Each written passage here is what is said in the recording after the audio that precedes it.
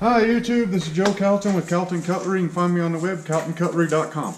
Alright, so I think this is video 22 or 23, something or other, on our making a new knife pattern from start to finish. Well, it's been a couple of days since I worked on these. Yeah, so we've got, I think the last one was cleanup and rough sharpening, okay? So now we have a knife that's, you know, pretty functional, you know, I mean, it's ready to be put to work. All it needs is its final edge and a sheath to store it in, right? The sheath is very, very important. It's part of the overall package, okay? I think an awful lot of times sheaths are put on just as kind of an afterthought.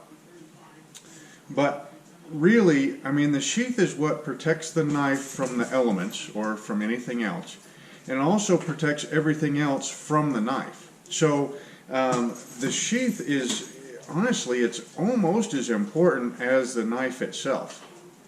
Okay, if you have a good knife with a crappy sheath, you know, a lot of times you'll have the knife will cut its way out of the sheath and become lost or, you know, damaged from falling on rocks or concrete or something. Or, you know, it could come out of the sheath and injure the user.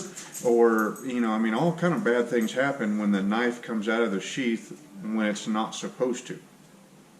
Also, if you have a great knife and a really crappy carrying setup, then you'll never carry the knife because it's too uncomfortable or too inconvenient to carry.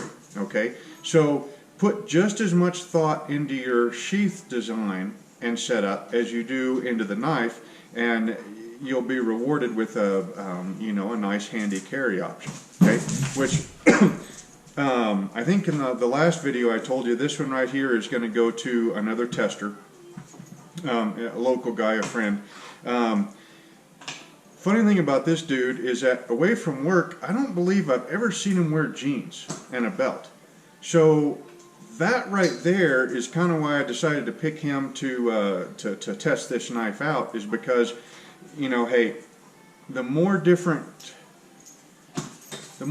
carry styles that you can come up with, you know, the better, right? Because it just gives you options, okay? So, you know, on these, you know, I mean, you can carry them as a necker, you know, or you can run the neck cord through the hollow rivets, you know, to make a belt loop, which is the way that I carry mine most of the time, okay?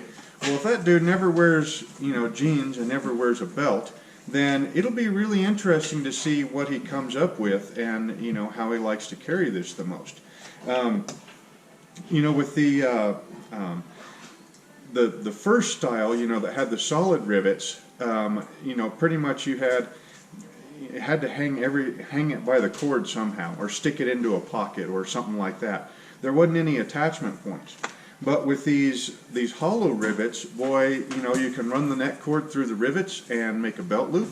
You can lash that to a pack strap, or, you know, maybe run the cord through the opposite way so that, you know, you have a horizontal carry.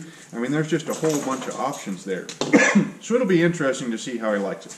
So anyhow, so this might be a two-part video. There's an awful lot of stuff to go over here, and I'm pretty sure I've made kydex sheath making videos before, but in the interest of keeping the whole video going, we'll go ahead and go. Okay, so for these neck knives, I use the thin stuff. Okay, you buy this kydex in sheets. I've bought it from USA Knife Maker, Jantz, I think Pop sells it. Honestly, most of the times now, if I'm after black kydex, I go down to Tandy Leather. You know, it's a local place here in town.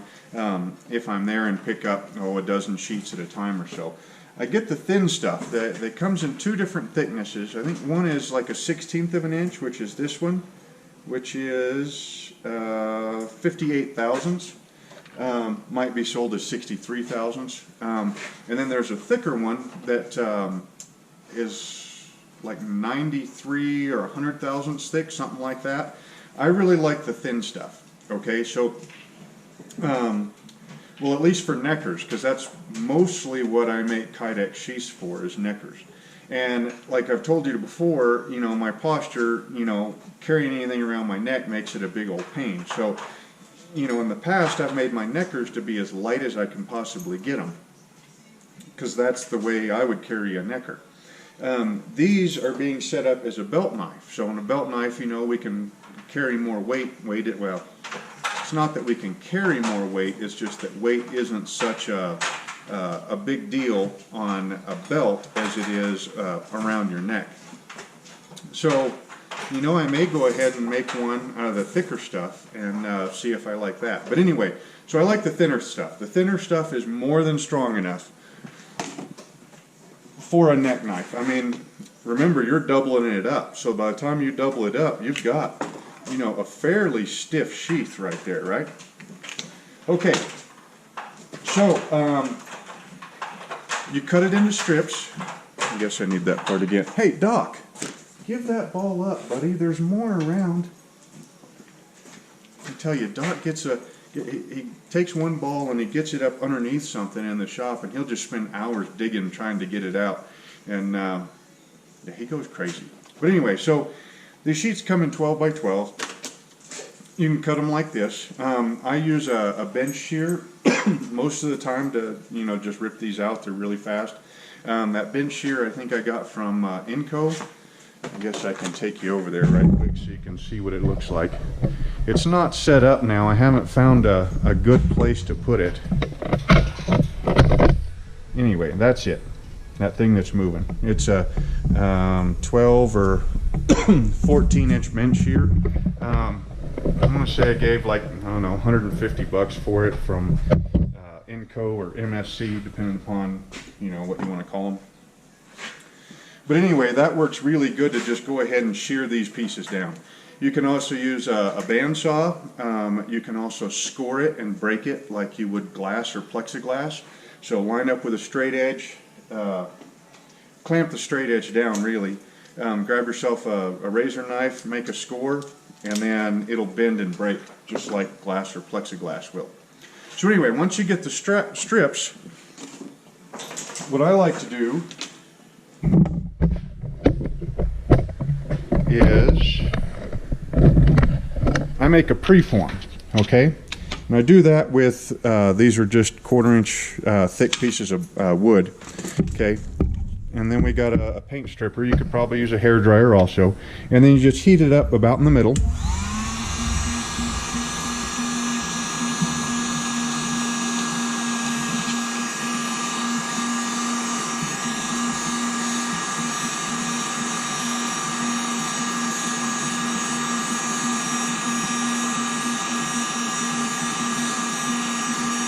See how it's starting to bend there?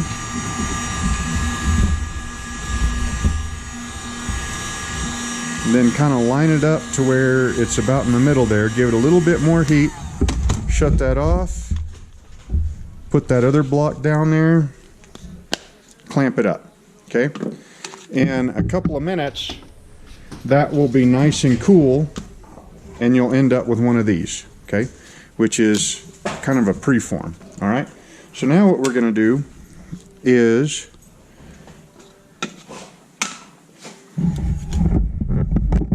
just kind of square you up here, and we're going to need a pencil. We're going to need a pencil with a point on it. Pencil with a sharp point on it. There we go. Okay, so now these are obviously different size knives and everything, right? Okay, but the relationship between the rivets and the knife should stay mostly the same, all right? So what we're going to want to do here is we're going to want to kind of line the knife up inside the sheath. Actually, let's, I don't think you're going to be able to see that all that well. So let's do this. There we go. Remember, I'm looking through a screen that's about 1.5 inches tall, 2 inches wide. So, all right, so we're going to want to line it up something like that, right? Something kind of in the middle and kind of at the angle that we're going to want it to be carried. Okay. Now these top rivets, they're going to need to be down enough. We're going to go ahead and cut this for my neck carry feature. So just in case somebody does want to use it as a neck knife, or you know, let's say they need to use it as a neck knife for a day or something, they'll be able to set it up like that. But anyway, so you know, we're gonna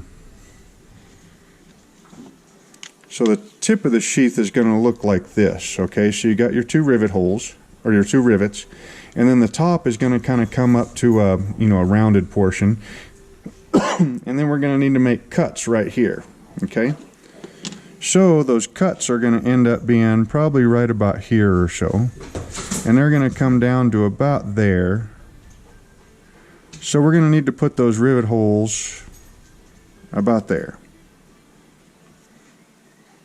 Okay, so we need to go ahead and drill them holes. Okay, we are using 3/16 drill bits, so we're going to need a 3/16 hole.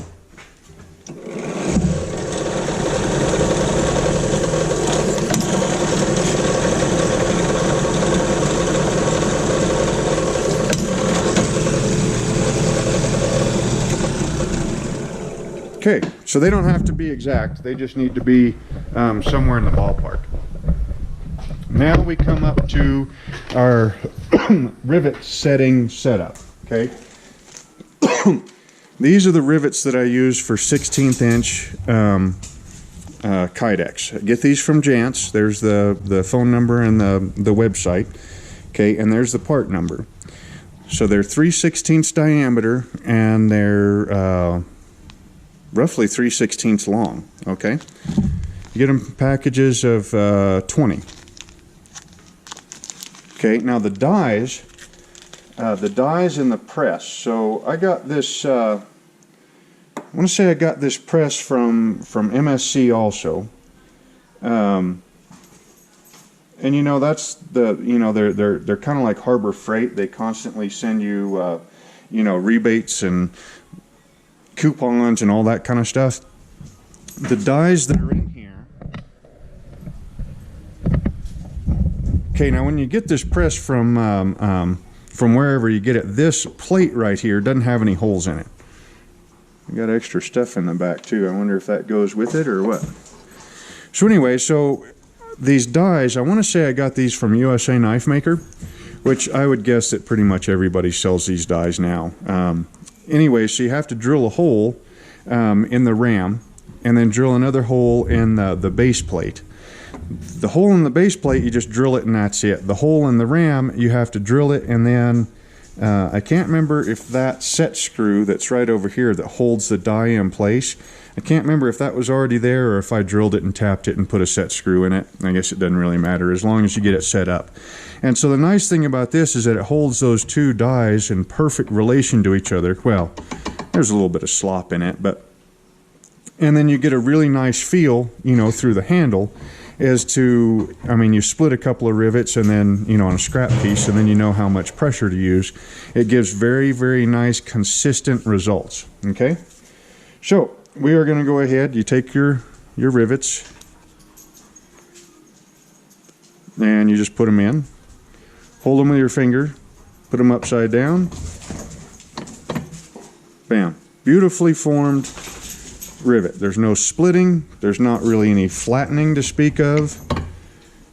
It's just perfect, nice and repeatable. Okay. Yeah, that's what those dies look like. That's them set up.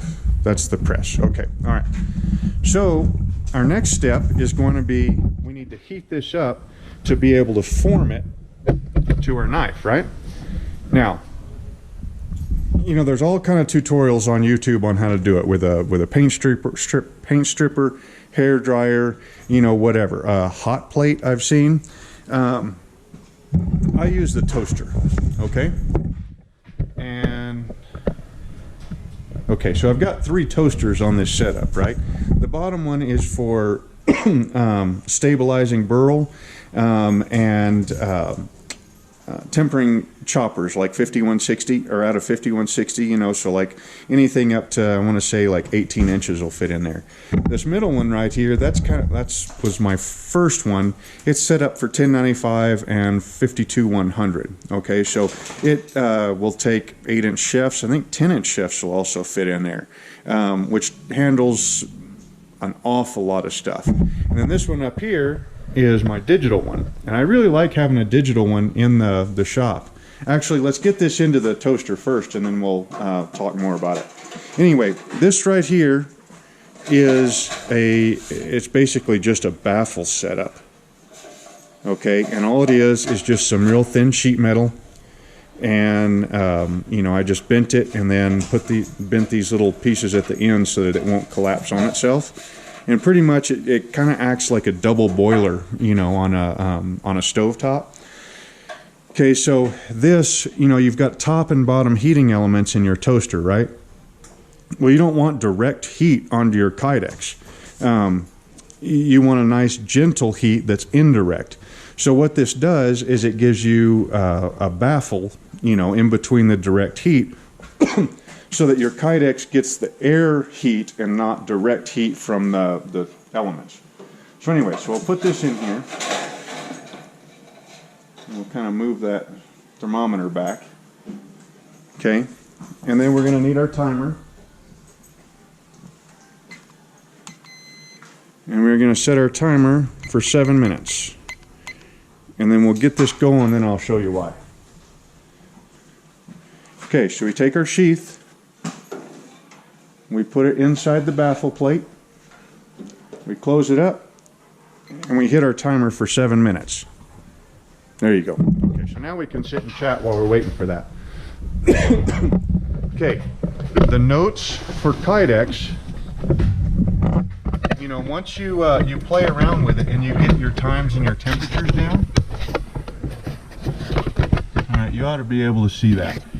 Okay, so when I was setting up the toaster for kydex, I tried 300 degrees for 4 minutes and it was too hot. Okay, it kind of melts and glazes over the kydex. All right, so then I dropped it down to 275 probably for 4 minutes, and that wasn't hot enough. So then 275, it ended up being 275 degrees for 7 minutes in the toaster, and then a 14-minute rest, which is 7 minutes in the foam, and then 7 minutes. Well, it actually spends 14 minutes in the foam before you pull it out. Okay, and we'll kind of get to that as we go through the process. Yeah, I think that's how we go.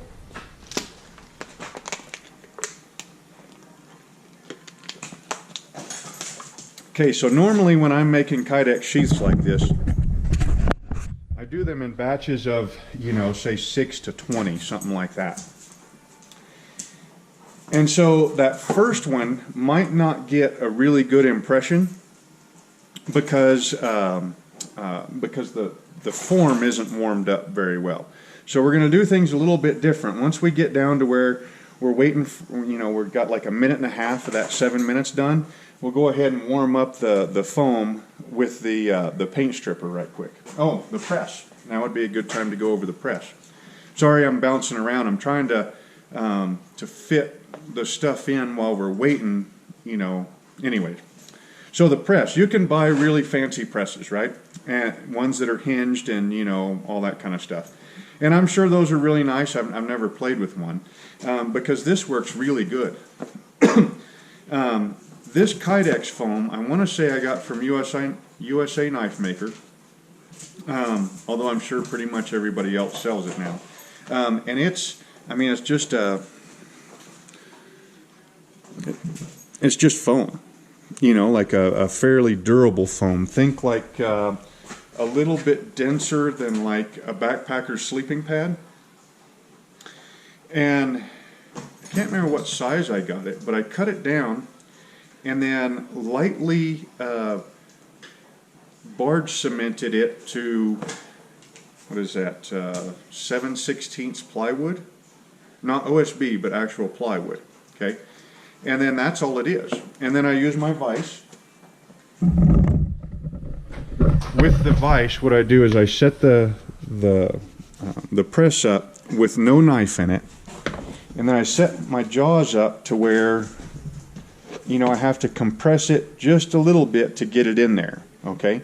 So what that'll do is once the knife is in there, the knife will take up some space so that when I go to put it in there, I'll have to squeeze it more to get it set, okay? Then we'll do 1,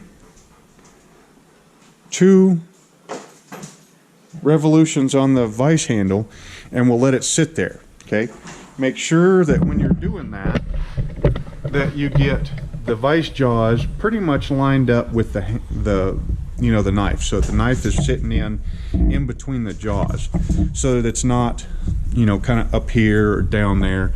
That way that pressure is nice and direct. And then 1, 2 to let it out, okay? The reason I'm showing you that now is because that gets, it'll move kind of quick, you know, when we go to pull the sheath out, okay? Because just like everything else, you know, well, just like everything else in knife making, kydex sheath making has everything to do with time and temperature, okay?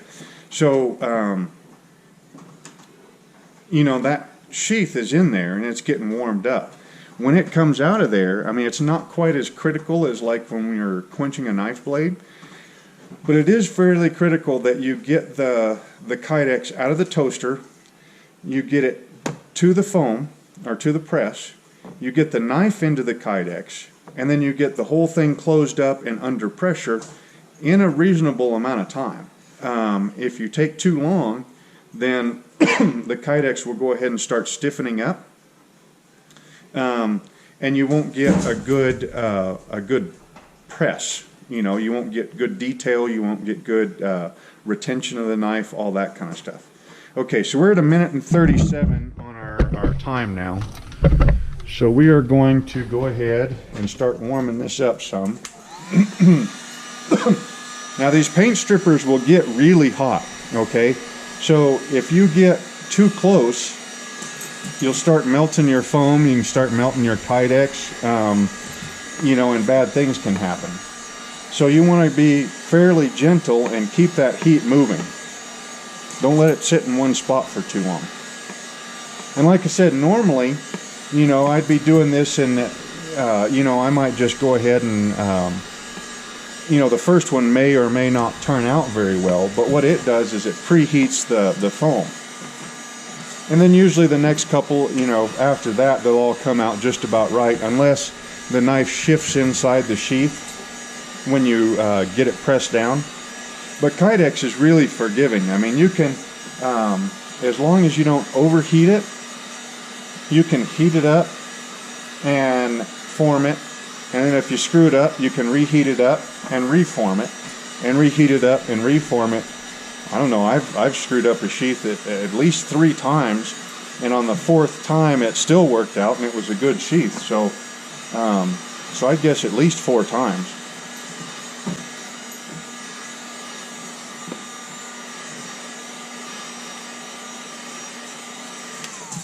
Okay, so when you're done with your heat gun, put it to where it's kind of sitting up if you can.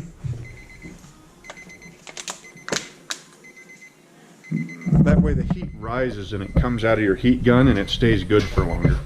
Okay, so you can see how that kydex is kind of looped up against the rivets, so it's nice and soft and ready to go. So I'm going to put you right over here, and that way you can kind of see the whole deal go on. Okay, now this kydex is fairly warm. You know, I mean, it was just in a, what, 275 degree oven. But as long as you don't, you know, hold it in one spot for too long, it usually doesn't burn you too bad.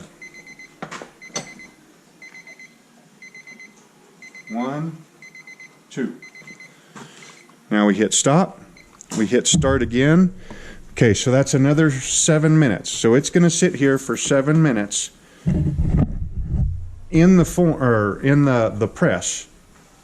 Okay, at the end of 7 minutes, we'll go ahead and we'll put the next one into the toaster and let it start warming up. Okay, at the end of that 7 minutes, that sheath needs to go in here. Okay, so like at 6 minutes or so, remaining on, this one being in the toaster. So at, roughly 12 or 13 minutes, we'll go ahead and pull this one out, and that way it's open so that we can put this one in. That's what I meant when I said 7 minutes of heat time, and then roughly 14 minutes of press time, and that seems to have worked out pretty good. So let's go ahead and get this one set up for this blade right here. And then now it'll go quite a bit faster because I've kind of explained everything. All right, so actually I'm just going to lift you up with my shoulder there a little bit. So we're going to put right about there and right about there. Okay, let's go drill us some holes.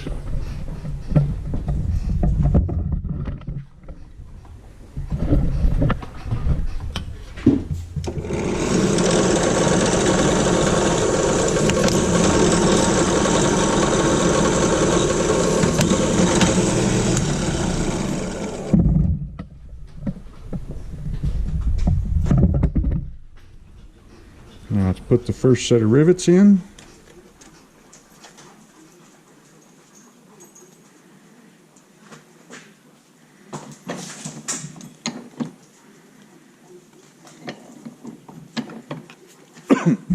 Okay, so that particular one is ready to go with that one.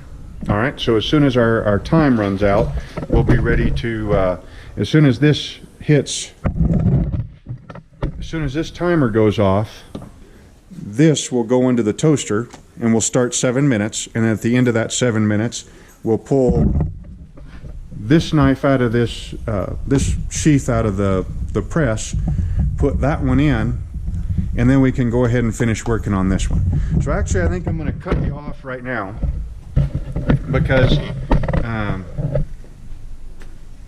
because we just got like 12 minutes to just sit here and kind of wait since we're not really doing anything else at the moment. So I'll be back probably when it's time to pull this one out. So in about 12 minutes or so. Okay, so we'll see you then.